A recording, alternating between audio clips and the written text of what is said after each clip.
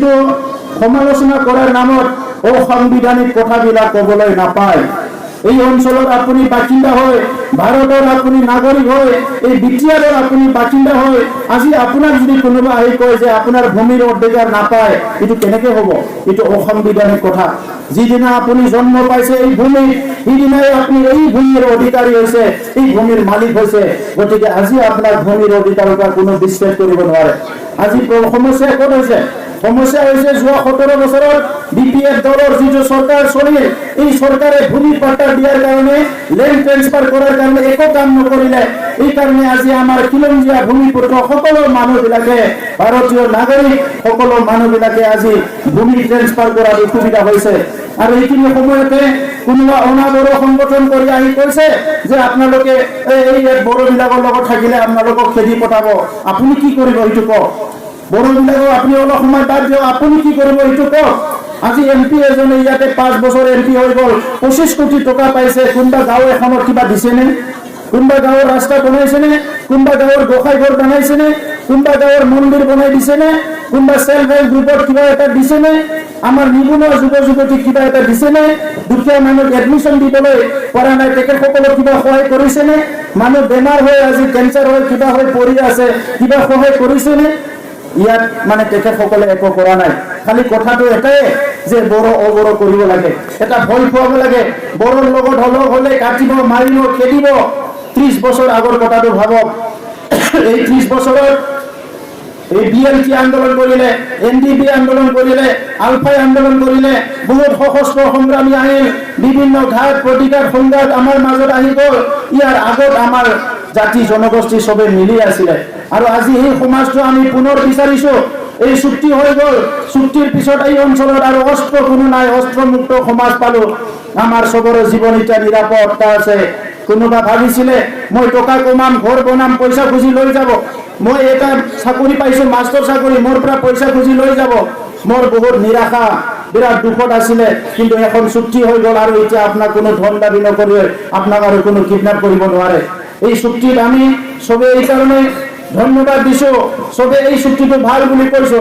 এই নহয়, শান্তি প্ৰতিষ্ঠাৰ লগতে এই অঞ্চলত আজি 3খনকৈ ইউনিভাৰ্চিটি আহিব। এই অঞ্চলত আজি বহুত মেডিকেল কলেজ আহিব, ইঞ্জিনিয়াৰিং কলেজ আহিব, বহুত উন্নয়ন হ'ব। এই মেডিকেল কলেজত আমাৰ যি ল'ৰা ছোৱালীয়ে বাহিৰত যাই পঢ়াৰ কাৰণে কল্পনা কৰিব পৰা নাছিলে, সেই সকলো ইয়াত পঢ়িব পাৰিব, চাকৰি বাকৰি পাব, কৰ্মসংস্থাপন পাব। আজি বাক্সা জিলাৰ এটা কেন্দ্ৰীয় বিশ্ববিদ্যালয় হ'ব। ইয়াত যিটো যোৱা অহাৰ কাৰণে কোনোবাই গাড়ী চলাব, কোনোবা হোটেল দিব, কোনোবা চাহ দোকান দিব, বহুতে সংস্থাপন পাব। এই কথা কিন্তু BPF চিন্তা নকৰিলে।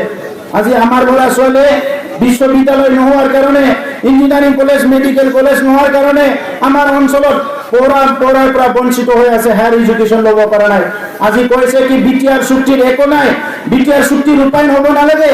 তেনেহ'লে BPF নিবিচাৰে কি আমাৰ ল'ৰা ছোৱালী ইঞ্জিনিয়াৰ পঢ়ক, ডক্টৰ পঢ়ক, হায়াৰ এডুকেশ্যন লওক, উচ্চ শিক্ষা লওক, এইটো তেখেতসকলে নিবিচাৰে। সেইকাৰণে আমি UPPL দলৰ পৰা স্পষ্ট কৰিছো যে UPPL দল চৰকাৰ অহাৰ লগে লগে এতিয়া যিমানখিনি আমাৰ ভূমিৰ সমস্যা আছে, কি আমাৰ বড়ো মানুহ, ট্ৰাইবেল মানুহ আজি ফৰেষ্ট অঞ্চলত অধিকাৰ পোৱা নাই, আৰু আমাৰ বিভিন্ন জাতি জনগোষ্ঠীৰ মানুহ ভূমিৰ পাট্টা পোৱা নাই। এই যে সমস্যাবিলাক আছে, এইটো আমি স্থায়ী সমাধান কৰিম। আৰু ইয়াত ভূমিৰ কাৰণে কোনো চিন্তা কৰিব নালাগে, সকলো ভূমিৰ অধিকাৰ পাব।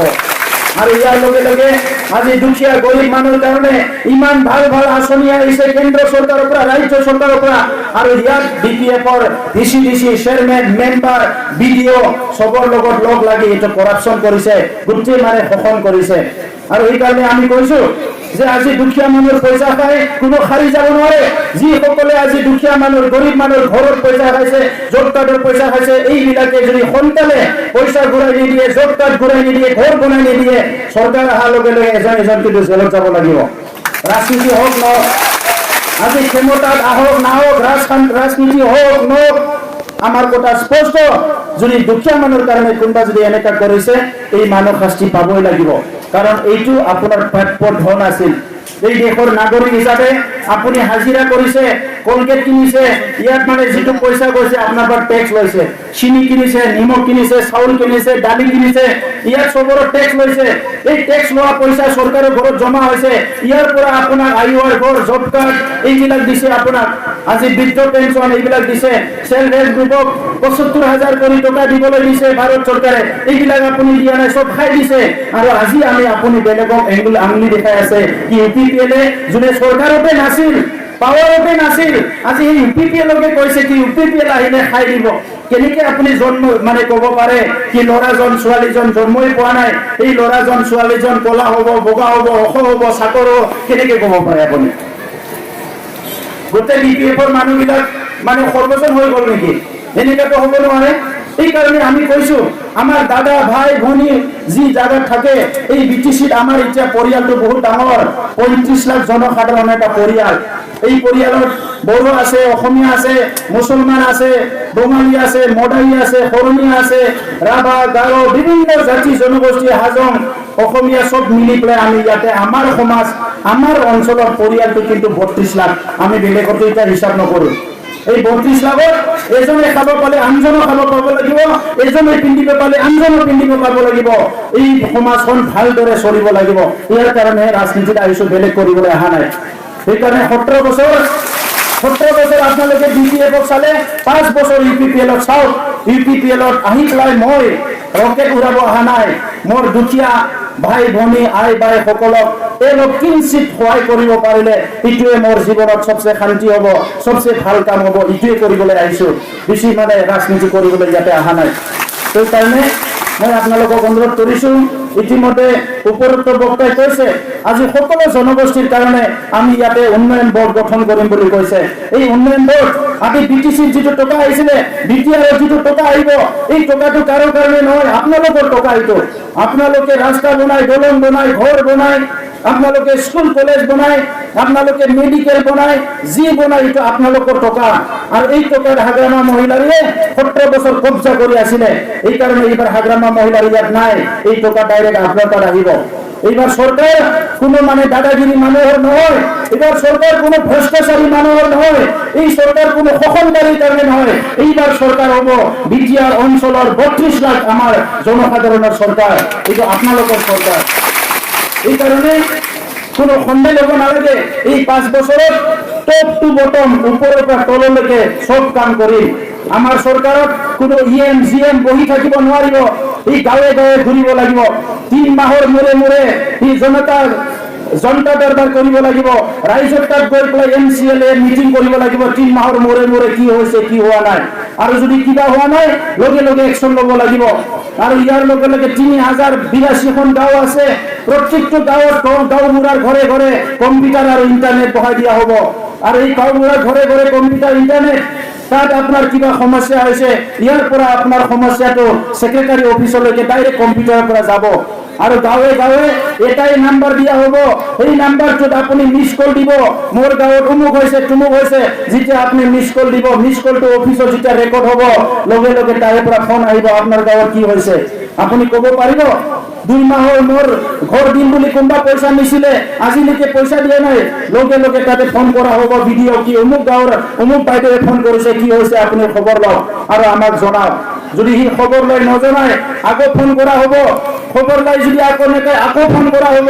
3বাৰ ফোন কৰাৰ পিছত যদি একো নকয়, লগে লগে এই ভিডিঅ'ৰ নামত কেছ ৰেজিষ্টাৰ কৰা হ'ব জালা থানাত, ক'বাত মানে থানাত, যে ই এৰেষ্ট হ'ব। কাম কৰিব লাগিব। কাম নকৰা মানুহবিলাকৰ আমাক নালাগে, কাম কৰা মানুহবিলাক আমাক নালাগে। এই কাৰণে কাম নকৰাৰ কাৰণে আজি ইমান পিছ পৰি গৈছে। ইমান সুন্দৰ পথাৰ, ইয়াত মানে যদি আজি ইৰিগেশ্যনৰ ব্যৱস্থা কৰি দিয়ে, অসমত চব সোলাৰ পাম্প ইতিমধ্যে বৰিং কৰা হৈ গ'ল। 22,000 24,000 সোলাৰ পাম্প অসমত বৰিং হল। আমাৰ BTCৰ 4টা জিলাত এখনো সোলাৰ পাম্প আমাৰ খেতি পথাৰত নাই। এই এবাৰ খেতি কৰিব, তাৰ পিছত একোই নাই। এই কাৰণে জব কাৰ্ড দিছিলে, কিবা এটা কৰি খাওক। জব কাৰ্ডৰ পইচাখিনিও চবে মাৰি দিলে। মই আপোনালোকক কৈছো, যাৰ যাৰ জব কাৰ্ড আছে আপোনালোকে ৰিটাৰ্ণ আনক, ঘৰে ঘৰে নিজৰ হাতত ৰাখক জব কাৰ্ড, কাকো দিব নালাগে। এই জব কাৰ্ডটো আপোনাৰ বস্তু হয়, এই জব কাৰ্ডটো আপোনাৰ। আজি মহিলা সমিতি সেলফ হেল্প গ্ৰুপ কিয় কৰিছিলে? সেলফ হেল্প গ্ৰুপ আজি আমাৰ BTCত 20,000 সেলফ হেল্প গ্ৰুপ আছে আৰু 10জন কৰি ধৰিলে 2 লাখ মহিলা আছে। এইটো কিহৰ কাৰণে? পুৰুষৰ লগতে মহিলাৰো ইনকাম থাকিব লাগিব।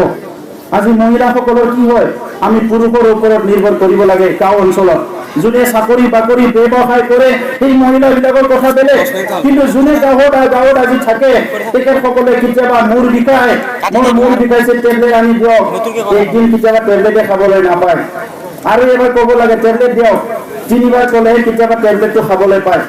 ব্লাউজ এখন কিনিব লাগে, বহুত চিন্তা কৰিব লাগে, এই ব্লাউজটো কেনেকৈ কিনিম মই। যদি পইচা অলপ থাকিলে হয় চিন্তা কৰিব নালাগিলেহেঁতেন। আলহী এজন আহিলে 3-4 বাৰ সুধিব লাগে, মুৰ্গীটো কিনিম না নিকিনিম, বিস্কুটটো আনিম না নানিম, কিহৰ কাৰণে? আজি পইচা নাই ঘৰত, যদি পইচা থাকে সুধিব নালাগে, বস্তুটো কিনি আনিব, আলহী আহিছে। এই স্বাধীনতাটো আমাক লাগিব, আৰু পুৰুষৰ লগত মহিলা সমান উপাৰ্জন হ'ব লাগিব। এখন ঘৰত এজনে কামাই পেলাই 3জনে যদি এনে থাকে ঘৰখন কেনেকৈ আগবাঢ়ি যাব? এইকাৰণে আমাৰ গাঁও অঞ্চলৰ বহুত অৱস্থা বেয়া হৈছে।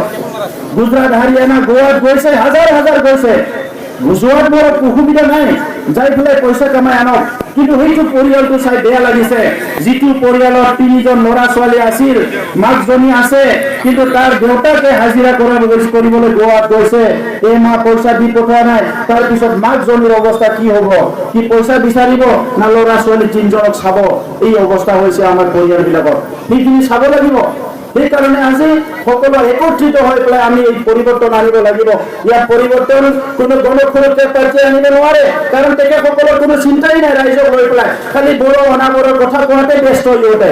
ইফালে BPFৰ মানুহ আছে, তেখেতসকলে মোক গালি পাৰাতে ব্যস্ত, আৰু উন্নয়নৰ কথা চব পাহৰি গ'ল। ইয়াত যে কিবা কাম কৰিব লাগে পাহৰি গ'ল, খালি সিহঁতে ৰাতিৰ পৰা গধূলি প্ৰমোট কৰোঁতে দেখা পায় আৰু বেলেগ দেখা নাপায়। যিমান গালি আছে শেষ কৰিলে, আমাৰ বড়ো ভাষাতো বহুত গালি শেষ কৰিলে, এতিয়া অসমীয়াতো গালি শেষ কৰি দিলে হাগ্ৰামা মহিলাৰীয়ে। তো সেইকাৰণে ৰাইজ, মোক গালি পাৰি একো লাভ নাই, মই কাম কৰিবলৈ আহিছো। কোনোবা গালি পাৰিলেও কিবা ক'লেও যিখিনি কৰিব লগা মই পাৰোঁ সেইখিনি মই কাম কৰি যাম, মোৰ বেলেগ একো চিন্তা নাই, বেলেগ একো ধান্দা নাই। সেইকাৰণে আপোনালোকক অনুৰোধ কৰিছোঁ, একবাৰৰ কাৰণে এই পৰিৱৰ্তনৰ যাত্ৰাত আপোনালোকে অংশগ্ৰহণ কৰক। আৰু ইয়াৰ পিছত প্ৰথম আমি চাম, যিবিলাক আজি দিন হাজিৰা কৰি আছে, ৰিক্সা চলাই, ঠেলা চলাই, মদ বিক্ৰী কৰি, কোনোবা মাংস বিক্ৰী কৰি, কোনোবা আজি খৰি বিক্ৰী কৰি খাব লগা হৈছে, প্ৰথমতে তেখেতসকলক চাব লাগিব। যিসকল ল'ৰা ছোৱালী আজি স্কুল কলেজ এৰি পেলাই এনেই গাঁৱত থাকিব লগা হৈছে, ইহঁতক কৰ্ম সংস্থাপন দিব লাগিব। আৰু আঁচনি আমি তৈয়াৰ কৰিছোঁ, এই 5 বছৰত 5 লাখ মানুহ সংস্থাপনৰ আঁচনি তৈয়াৰ কৰিছোঁ। বহুতে সুধি আছে মোক, আপুনি কেনেকে কৰিব, আপোনালোকে কেনেকে কৰিব? চৰকাৰৰ আহিলেতো আমি কৰিম, কিয় কৰিব নোৱাৰে? আজি সংস্থাপন দিবৰ কাৰণে বহুত ব্যৱস্থা আছে, এগ্ৰিকালচাৰত দিব পাৰে, লাইফ ষ্টকত দিব পাৰে, কিমান কাম আছে আমাৰ কৰিব লগা। সেই কামটোত অলপ যদি মনোনিৱেশ কৰিলেহেঁতেন চৰকাৰে, আজি আমাৰ বহুত আগবাঢ়ি গ'লহেঁতেন। বিৰাট আমাৰ ল'ৰাবিলাক বহুত কাম কৰিব পাৰে, কিন্তু সুবিধা নাই। গভৰ্ণমেণ্ট চাকৰিটো আহিব, কিন্তু বাকী কামখিনিতো দিয়ক। এতিয়া এই কামখিনি নিদিয়াৰ কাৰণে অৰ্থনৈতিকভাৱে জৰুলা হৈছে। তো মই বেছি দীঘলীয়া নকওঁ ৰাইজ, পিছত লগ পাম। যিমানখিনি ভাৰত চৰকাৰ, অসম চৰকাৰ আঁচনি আছে, আৰু BTRতো নতুন আঁচনি আমি তৈয়াৰ কৰিম চব মানুহৰ কাৰণে, কাৰণ এই BTRটো আপোনাৰ BTR। ইয়াত যিখিনি টকা পইচা আহিব, সা সুবিধা আহিব, সম্পূৰ্ণ আপোনাৰ। এইটো আত্মসাৎ কৰাৰ কাৰো অধিকাৰ নাই। আৰু এই কথাখিনি মনত ৰাখিয়ে আমি আজি মানে ইলেকশ্যনত আহিছোঁ। আৰু এতিয়া UPPৰ যে চৰকাৰ আহিব এইটো চিয়ৰ, কাৰণ আমাৰ মেম্বাৰে হৈছে এতিয়া 14 লাখ, মানুহে আছে 32 লাখ, ইয়াত আমাৰ মেম্বাৰে হৈছে 14 লাখ। গতিকে সংখ্যা গৰিষ্ঠ লৈ পেলাই UPPলে চৰকাৰ গঠন কৰিবলৈ গৈ আছে। আজি আমাৰ দলত মাইনৰিটি লিডাৰ আহিছে, আমাৰ দলত বঙালী লিডাৰ আছে, আমাৰ দলত আজি বিভিন্ন জনগোষ্ঠী, শৰণীয়াৰ লিডাৰ আছে, মদাহীৰ লিডাৰ আছে, সকলো জনগোষ্ঠীৰ লিডাৰ আছে আমাৰ দলত এতিয়া। কাৰণ আমি কোনো অকলে এই গণতন্ত্ৰটো শক্তিশালী কৰিব নোৱাৰোঁ, চবে মিলি এই গণতন্ত্ৰটো শক্তিশালী কৰিব লাগিব, যিটো যাতে আপোনাৰ কাৰণে হয়, মোৰো কাৰণে হয়। এইখিনি কথা কৈ পদক্ষেপত পুনৰ ঈশ্বৰৰ ওচৰত প্ৰাৰ্থনা কৰিছোঁ, আপোনালোক যাতে শান্তিৰে থাকে। আৰু অনুৰোধ কৰিছোঁ কি কৰোনা ভাইৰাছটো ইমান ইগনোৰ কৰিব নালাগে। কাৰোবাৰ যদি জ্বৰ হয়, কিবা হয়, তাৎক্ষণিকভাৱে যাতে ডক্টৰৰ পৰামৰ্শ লৈ আপোনালোকক আহ্বান কৰিছোঁ। এইখিনিয়ে কৈ নিৰ্বাচন হয়তো এমাহৰ ভিতৰত বা এমাহৰ পিছতে হৈ যাব পাৰে। আশা কৰিলো আপোনালোকে এই যাত্ৰাত এইবাৰ সকলো অংশগ্ৰহণ কৰিব। আমাৰ কিন্তু টকা পইচা নাই ৰাইজ, আমাৰ খালি মৰম দিব পৰা, সন্মান দিব পৰা এটা হৃদয় আছে, কাম কৰিব পৰা শক্তি আছে, চিন্তা কৰিব পৰা মগজ আছে। কিন্তু বিপিএফৰ কিন্তু কোটি কোটি টকা আছে, কোটি কোটি টকা। এই টকাটো বিলাই দিব বুলি শুনিছো। পইচাটো লৈ পেলাই আপোনালোকে ভোট দিয়ে না নেদে মই নাজানো, কিন্তু এই পইচাটো আপোনালোকৰে পইচা আছিলে, 17 বছৰত দিয়া নাছিলে। যদি দিয়ে পইচাবিলাক লৈ লোৱাটো ভাল। আপোনালোকে ৰাতিপুৱাই বিপিএফ অফিচত বিপিএফৰ কেণ্ডিডেটক, বিপিএফৰ লিডাৰবিলাকক লগ কৰি পইচাখিনি লৈ আহক আৰু ভোটটো আমাক দিয়ক। কাৰণ তেখেতসকলে কাম নকৰে, কাম আমি কৰিম। আৰু পইচাটো যিহেতু দিছে আপোনালোকৰে, আমাৰে পইচা আছিলে, পইচাটো ল'ব লাগে। তেখেতসকলে মই শুনিছো পইচা নলোৱাৰ কাৰণে কেতিয়াবা কেতিয়াবা দুখ পাইছে বুলি পেলাই, কেণ্ডিডেটৰ দুখ পাইছে, MLA বোলে দুখ পাই আছে, কি পইচা ল'বলৈ নাহে ৰাইজে। গতিকে আপোনালোকৰ যাওক, পইচাটো লৈ লওক, মোৰ ক'ব লগা নাই। কিন্তু ভোটটো যাতে পৰিৱৰ্তনৰ স্বাৰ্থত দিয়ে, এইখিনি মোৰ বক্তব্য সামৰিছো। ধন্যবাদ।